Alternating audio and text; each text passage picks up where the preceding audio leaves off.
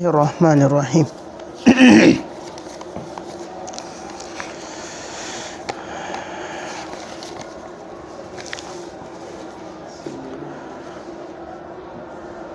وقال اللہ تعالی فی القرآن المجید والفرقان الحمید اقرأ بسم ربک الذی خلق خلق الانسان من علق اقرأ وربک الاکرم الذی علم بالقلم علم الانسان ما لم يعلم وقال النبی صلی اللہ علیہ وسلم الناس معادن كمعادن الذهب والفضة خيارهم في الجاهلية خيارهم في الإسلام إذا فقهوا رواه مسلم صدق اللہ العظیم۔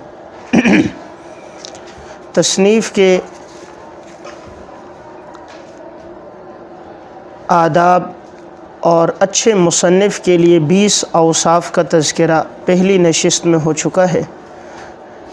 آج کی نشست میں مطالعے اور تصنیف کے 10 موانع کا ذکر ہے۔ تصنیف و تالیف کے کام میں یا علمی اور تحقیقی کام میں عموماً 10 چیزیں رکاوٹ بنتی ہیں۔ اگر ان 10 باتوں سے گریز کیا جائے تو انسان کسی بھی علمی اور تحقیقی کام میں بے پناہ مقبولیت بھی حاصل کر سکتا ہے اور اس کام کے دور رس نتائج بھی اس کے سامنے آئیں گے۔ سب سے پہلا معنی ہے تعلقات کی کثرت۔ جس کے تعلقات زیادہ ہوں تو اس کے لیے اس کام میں دلچسپی لینا اور کام کو کما حقہ کرنا بہت مشکل ہوتا ہے، اس لیے کہ مختلف لوگوں کے ساتھ اس کا اٹھنا بیٹھنا ہوگا اور اس کے مطالعے کا زیادہ وقت اس میں صرف ہو جائے گا۔ چونکہ ایک صفحہ لکھنے کے لیے 20 صفحات کا مطالعہ کرنا پڑتا ہے اور یہ مطالعہ تبھی ہوگا جب تعلقات کی کثرت نہ ہو۔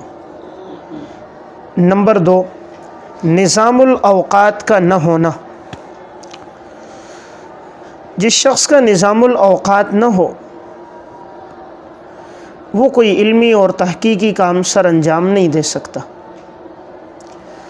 جتنے بھی اکابر اہل علم گزرے ہیں جو اس فن کے شاہسوار تھے، ان کی زندگی میں نظام الاوقات بہت تھا۔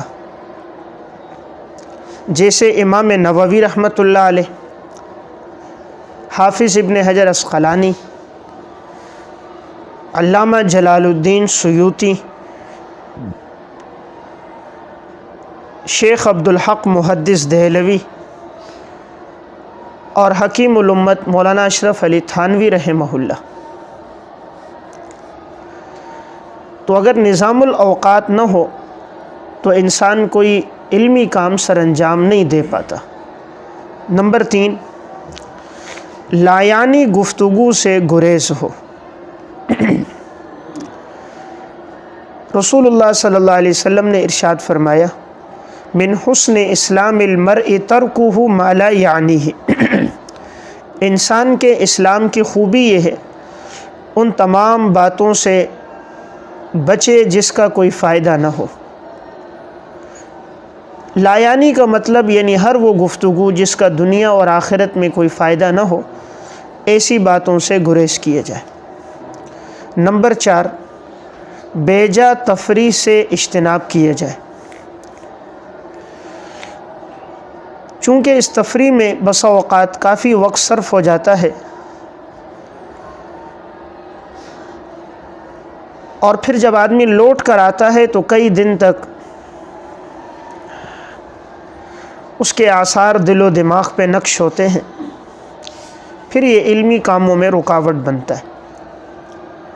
اور عموماً یہ تفریح کا ذوق انسان کے لیے علمی کاموں کے اندر معاونت نہیں بلکہ رکاوٹ کا ذریعہ ہے۔ نمبر 5، انٹرنیٹ، فیس بک اور واٹس ایپ کے منفی استعمال سے گریز کیا جائے۔ آج کل عموماً اس پہ اہل علم کا کافی وقت صرف ہو جاتا ہے،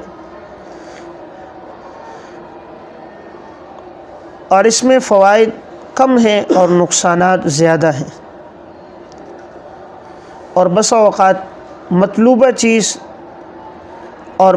چیز کے دیکھنے پر بہت بڑا وقت صرف ہو جاتا ہے۔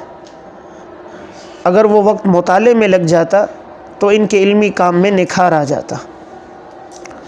نمبر 6، سستی اور کاہلی سے اجتناب ہو۔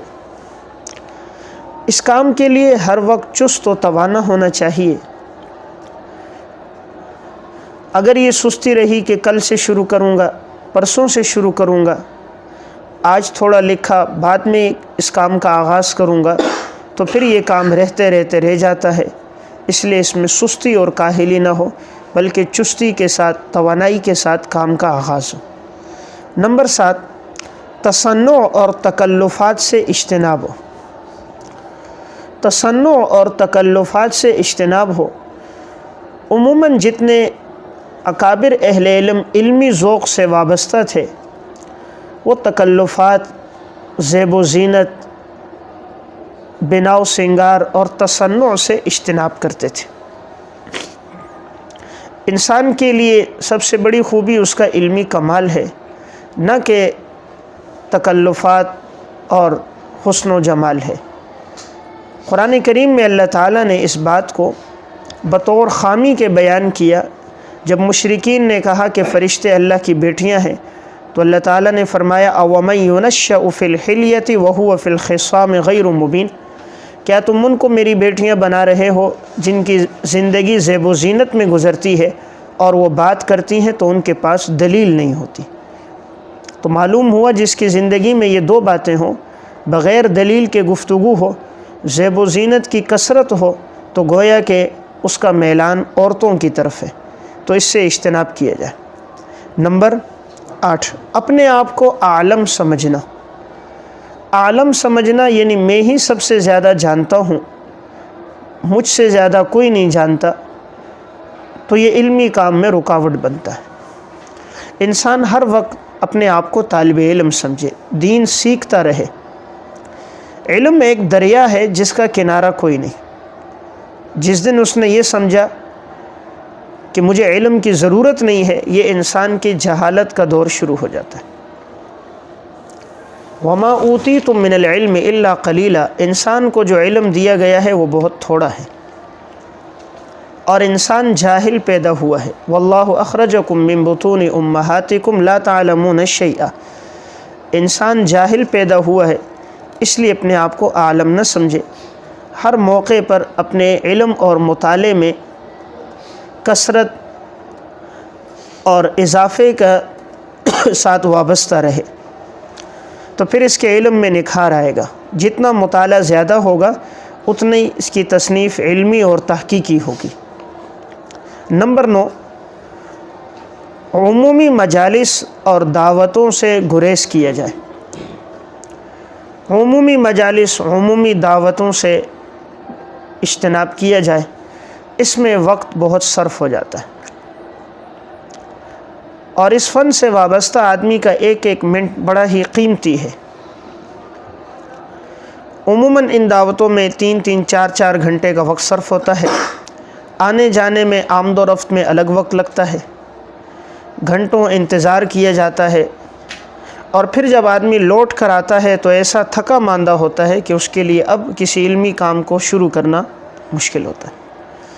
اور بسا اوقات ایسی جگہوں پہ منکرات بھی ہوتے ہیں جو انسان کے حافظے پر اثر انداز ہوتے ہیں، جس کا اثر حافظے پر اور انسان کی عبادت پہ پڑتا ہے۔